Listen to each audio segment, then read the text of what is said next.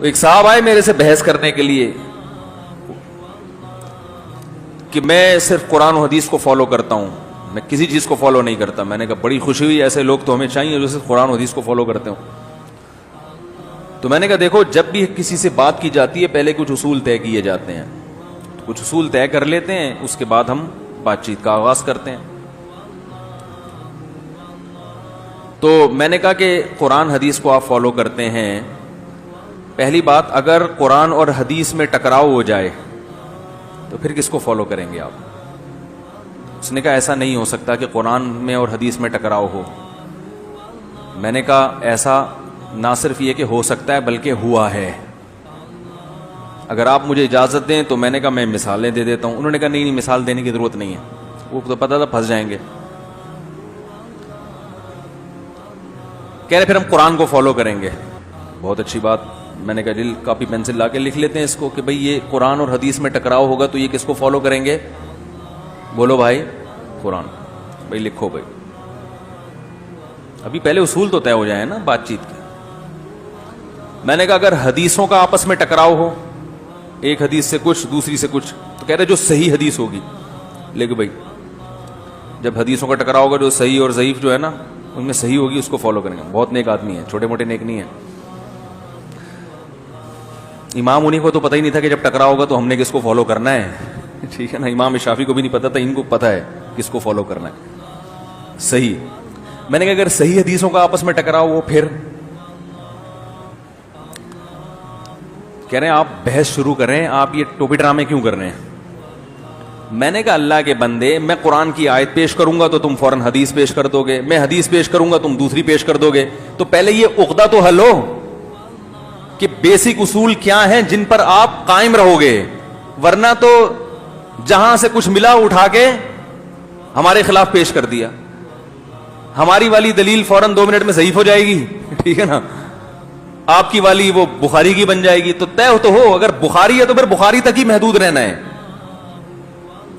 تو انہوں نے کہا صحیح حدیث. تو میں نے کہا اگر صحیح حدیثوں میں ٹکراؤ ہو تو انہوں نے کہا بخاری اور مسلم کی حدیث کو ترجیح دوں گا, باقیوں کو باقی اس کے بعد. سب سے پہلے بخاری مسلم. مجھے پتا تھا یہ اصول ان کا ابھی 10 جگہوں پہ ٹوٹے گا, یہ 10 جگہوں پہ یہ اصول توڑے گا. بخاری مسلم کی حدیثوں کو چھوڑیں گے یہ. لیکن لکھو بھائی, میں نے کہا اگر بخاری اور مسلم کی حدیثوں میں آپس میں ٹکراؤ ہو جائے ہے بھائی, بخاری اور مسلم کی حدیث میں آپس میں, جیسے بخاری میں آتا ہے نا کہ من کان لہ امام فقراۃ الامام لہ قراءۃ من لم یقرأ بفاتحۃ الکتاب, جو سورہ فاتحہ نہیں پڑھتا اس کی نماز نہیں ہوتی. مسلم میں آتا ہے جو سورہ فاتحہ پلس قراءت نہیں کرتا اس کی نماز نہیں ہوتی. تو امام کے پیچھے پھر فاتحہ کے ساتھ قراءت بھی ضروری ہو گئی نا مسلم کے مطابق. تو میں نے کہا جب بخاری مسلم میں ٹکراؤ ہوگا, کہنے لگا یار آپ ادھر ادھر گھما رہے ہو باتوں کو. میں نے کہا اللہ کی قسم نہیں گھما رہا, اللہ کی قسم نہیں گھما رہا. دنیا میں جب تک کوئی کسی جگہ پہ ٹک کے کھڑا نہ ہو اس سے بات کرنا ممکن, پینترے بدلنے والے آدمی سے کبھی بات نہیں ہوتی. میں نے کہا چاروں ائمہ جو ہے نا, ابو حنیفہ, مالک, شافعی, احمد بن حنبل, ان کے اصول جب سے ان کا فقہ وجود میں آیا 1000 سال سے زیادہ ہو گیا, یہ اصول ریٹن فارم میں ملتے ہیں اور تمام پوری دنیا کی یونیورسٹیوں میں مدارس میں پڑھائے جا رہے ہیں. آپ نے اب تک اپنا اصول ہی کوئی وضع ہی نہیں کیا ہے, کوئی اصول ہی نہیں ہے جس پر ٹک کے بات کرو. ایک آدمی کچھ اصول بیان کر رہا ہے, دوسرے کے پاس جو اس کا اصول چینج ہوگا, تیسرے کے پاس جو اس کا اصول. اس کا مطلب یہ خواہشات نفسانیہ ہیں. تو وہ کہنے لگا جی بخاری اور مسلم میں جب ٹکراؤ ہوگا تو بخاری کو مانوں گا. لکھ بھائی, حالانکہ مجھے پتا تھا یہ نہیں مانے گا, پھنسے, ابھی تو پھنسنے کا ٹائم شروع ہوا ہے. لکھو بھائی بخاری کو مانے گا.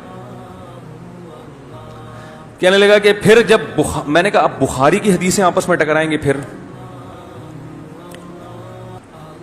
کہہ رہا ہے بھائی میرے کہیں میٹنگ ہے مفتی صاحب, مجھے کہیں جانا ہے. میں نے کہا آپ جائیں, جب آپ کے پاس ٹائم ہو نا,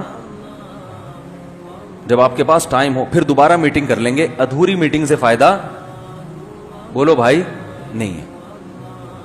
کیا خیال ہے بھائی؟ ادھوری میٹنگ سے فائدہ نہیں ہے. کہنا اچھا آپ کیا کریں گے ایسے موقع پہ؟ میں نے کہا ہم نے تو یہ ہیڈ ہی کی ختم, جس کو امام ابو حنیفہ نے ترجیح دے دی ہم ان پر اعتماد کر کے اس کو لے لیں گے. ہمارے لیے تو مسئلہ آسان ہے نا, ہم نے تو تقلید اس لیے کرتے تاکہ ان ٹینشنوں سے بچ جائے. ہم کہتے ہیں ابو حنیفہ کو ساری دنیا مجتہد مانتی ہے, صحیح ہے نا, امام شافعی کو بھی مانتی ہے, تو ہم کہتے ہیں یار اس مسئلے میں کسی ایسے مجتہد کی تحقیق کو فالو کر لو جس کو ساری دنیا برحق مانتی ہے, اور اپنی صلاحیتوں کو ایسی چیزوں میں خرچ کرو جس میں امت کو فائدہ ہو. بدعات کے خلاف متحد ہو جاؤ, ٹھیک ہے نا, بدعت کے خلاف کیا ہو جاؤ, متحد ہو جاؤ, اور عقیدہ توحید پر مضبوط ہو جاؤ. لوگوں کو گناہ خود گناہ چھوڑو, لوگوں سے بھی گناہ چھڑواؤ. والدین کے حقوق کو پروموٹ کرو معاشرے میں. رشتہ داری جوڑنے کے کو کیا کرو, پروموٹ کرو. رشتہ داری, وراثت کے مسائل, لوگ وراثت کھا رہے ہیں, اس مسئلے کو اجاگر کرو. ظلم کے خلاف آواز اٹھاؤ. سمجھ میں نہیں آ رہی بات؟ یہ جو بڑے بڑے امت کے مسائل ہیں, جہاں جہاں امت پہ ظلم ہو رہا ہے ان کے خلاف آواز اٹھاؤ. ان کے لیے پالیسیاں بناؤ کہ اس کو کیسے کنٹرول کرنا ہے. جہاں کمزور پر ظلم ہو رہا ہے اس کے خلاف آواز اٹھاؤ. جو بے نمازی ہیں ان کو نمازی بنانے کی کوشش کرو. جو زانی ہیں ان سے زنا چھڑوانے کی کوشش کرو. بے حیائی کے خلاف جہاد کرو. بہت سارے ٹاپک ہیں. میں نے کہا ہمارے پاس ابو حنیفہ نے مسائل کی تحقیق کر کے ہمیں ان ٹینشنوں سے آزاد کر دیا ہے. آپ ان ٹینشنوں میں پڑے ہوئے ہو تو جواب تو دو اس کا. اس ٹینشن میں تو آپ نے لوگوں کو ڈالا ہے کہ ہمیں فالو کرو, ہم قرآن و حدیث بیان کرتے ہیں. تو یہ تو ٹینشن آپ کی ہے. امت تو اس ٹینشن سے کیا ہو چکی ہے, فارغ. کتابوں میں ریٹن فارم میں مسائل آ چکے ہیں, ہم تو اسی کو فالو کرتے ہیں کہ بھئی قرآن و حدیث پہ جو ریسرچ ابو حنیفہ نے کی بر صغیر میں, چونکہ انہی کا فقہ رائج ہے, اس لیے ہم کہتے ہیں کہ بھئی اتحاد کس میں ہے, کہ اسی کو فالو کر لو. وہ بھی قرآن حدیث کی ریسرچ ہی ہے. اگر کوئی امام شافعی کے فقہ کو فالو کر رہا ہے تو بھی بہت اچھا کر رہا ہے, وہ بھی ہمارا بھائی ہے. تو ہمارے لیے تو مسئلہ نہیں ہے. آپ نے نئے سرے سے ابھی ریسرچ کی بنیاد رکھی ہے کہ آپ قرآن و حدیث پہ اب ریسرچ کر کے قوم کو بتائیں گے کہ صحیح کیا ہے اور غلط کیا ہے. تو اس ریسرچ کے اصول کیا ہیں؟ نہیں آ رہی بات میرا خیال ہے. تو آپ بتاؤ, میں نے کہا کیا ہے. تو وہ کہنے لگے فقہ کی کتابوں میں تو بہت کچھ الٹا لکھا ہوا ہے. میں نے کہا وہ فقہ کو کہنے فقہ کی بہت, میں نے کہا بتائیں کیا. تو میں نے کہا یہ جو انہوں نے کوئی عبارت بتائی یہ لکھا ہوا ہے, اس کو فالو کرو گے. میں نے کہا ہم نے کب کہا کہ فقہ کی کتاب میں جو لکھا ہے وہ حرف آخر ہے. میں نے کہا اسی کا حاشیہ دیکھ لیتے, اسی میں لکھا ہے کہ یہ غلط لکھا ہے. اس کے لیے ہمیں آپ کی ضرورت نہیں ہے کہ آپ سے ہم پوچھیں کہ کیا صحیح لکھا ہے کیا غلط لکھا ہے. علماء نے خود ہی اس پہ رد کر دیا ہے. بھائی فقہ کی کتاب کوئی قرآن تو نہیں ہے نا, غلطی ہو سکتی ہے. یہ لوگ کیا کرتے ہیں کہ فقہ کی کتابوں سے کچھ عبارتیں نکال کے دیکھو استغفر اللہ یہ لکھا ہوا ہے. یہ نہیں پتا ہوتا کہ اسی کی شرح میں ابھی وہ در مختار ایک کتاب ہے, اس میں لکھا ہوا ہے کہ امام ابو حنیفہ کے بارے میں حدیث میں آتا ہے کہ میری امت کے چراغ ہیں. تو لوگ نا یہ نکالتے ہیں, دیکھو کتنا بڑا جھوٹی حدیث نبی پر گڑ لی. امام حنیفہ کے بارے میں لکھا ہے کہ میری امت کے کیا ہیں, چراغ ہیں. اور پھر لوگوں کے کمنٹس, ماشاءاللہ آپ سے بڑا مجدد اس امت میں کوئی نہیں گزرا, آپ ایسی چیزوں کو ہائی لائٹ کر رہے ہو. بھائی آپ ہائی لائٹ نہیں کر رہے یہ چیزیں, اگر انہوں نے لکھا ہے تو میں نے کہا وہ علامہ شامی نے نیچے حاشیے میں اس پر رد کیا ہے کہ یہ حدیث صحیح نہیں ہے. وہ بڑی سختی سے رد کیا اس کے اوپر. رد نہیں دکھا رہے, رد نہیں دکھا رہے, صرف وہ دکھا رہے ہیں کہ دیکھو یہ لکھا ہوا ہے. تو جہاں کچھ غلط لکھا ہے اس غلط کو فالو نہیں کیا گیا, محققین نے اس پہ رد کر دیا کہ یہ صحیح نہیں ہے. تو وہ نہیں آئے, پھر وہ اصول اور ضابطے اور ان کے وہ سب, اب تک وہ 20-30 سال ہو گئے اس واقعے کو, اب تک ان سے فیصلہ نہیں ہوا کہ جب حدیث میں ٹکراؤ ہوگا تو کس کو. آگے بڑے سوالات تھے کہ صحیح حدیث کا آپ کو پتہ کیسے چلے گا. بخاری مسلم کے تو چلو ساری حدیثیں صحیح ہیں, بہت سی حدیثیں ایسی ہیں جن کے صحیح اور ضعیف ہونے میں اختلاف ہوتا ہے, ٹھیک ٹھاک اختلاف ہوتا ہے. وہ اختلاف آپ کیسے حل کرو گے؟ آپ کہتے ہو ہمارے فلاں البانی نے صحیح قرار دے دیا, اس کا مطلب آپ ان کی تقلید کر رہے ہو, آپ کے پاس تھوڑی تحقیق ہے. فلاں نے ضعیف کیا فلاں نے صحیح کیا, یہ فن ہے, اس کے بھی اصول ہیں اور مجتہدین کے اصول اس میں الگ ہیں. ہر مجتہد کا اپنا اصول ہے کہ میری رائے میں صحیح حدیث کی ڈیفینیشن کیا ہے, جو حدیث قابل قبول ہے اس کی ڈیفینیشن کیا ہے. آپ نے ایک تعریف لے کے پوری امت پہ تھوپ دی, وہ بس یہی ہے جس کو میں صحیح کہہ رہا ہوں وہی صحیح ہے, باقی کوئی صحیح نہیں ہے. وہ موطا امام مالک کی 8 رکعت والی حدیث تراوی والی, وہ امام مالک کے نزدیک ضعیف ہے.